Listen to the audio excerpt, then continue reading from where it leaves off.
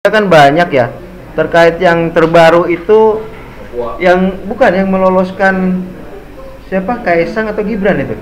Kaisang jadi calon kepala daerah kan, itu kan diloloskan karena putusan MA yang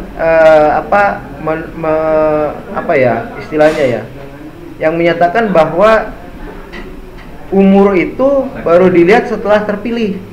Nah, Kaisang pas terpilih di November itu dia sudah 30 tahun. Jadi sudah bisa gitu. Padahal kan sebelumnya menurut KPU umur itu adalah pada saat dia mendaftar. Nah, pada saat dia mendaftar Agustus nanti itu Kaisang belum cukup umur. Nah, di situ faktor kekuasaan di situ ya. Nah, itu contoh berita yang sekarang sedang populer dan saya kira akan populer ke depannya. Karena ini seperti mengulang kasus Gibran, ya kan, di mana kekuasaan menggunakan Mahkamah Konstitusi agar Gibran bisa lolos, gitu ya. Sekarang Kaisang kembali diloloskan dengan putusan MA. Saya kira inilah kekuasaan menginjak-injak hukum, ya. Agar tetap berkuasa, agar kepentingan penguasa itu bisa lancar.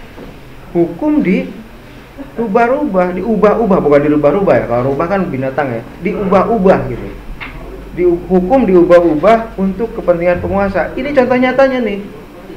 Ya, di era kita sekarang terlihat bahwa hukum diubah agar seseorang agar anak penguasa bisa menjadi calon wakil presiden.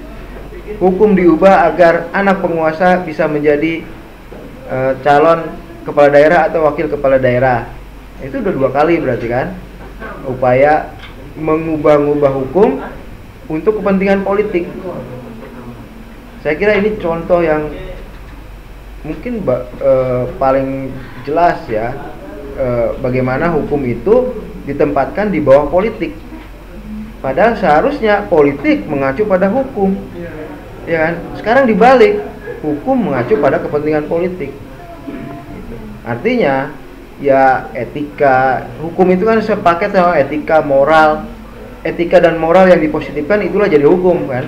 Berarti hukum, etika dan moral itu sudah ditempatkan di bawah kepentingan politik, di bawah kepentingan kekuasaan. Nah, karena itu saya kira kita sudah bisa menyebut negara kita itu negara kekuasaan, bukan lagi negara hukum. Oke, silakan.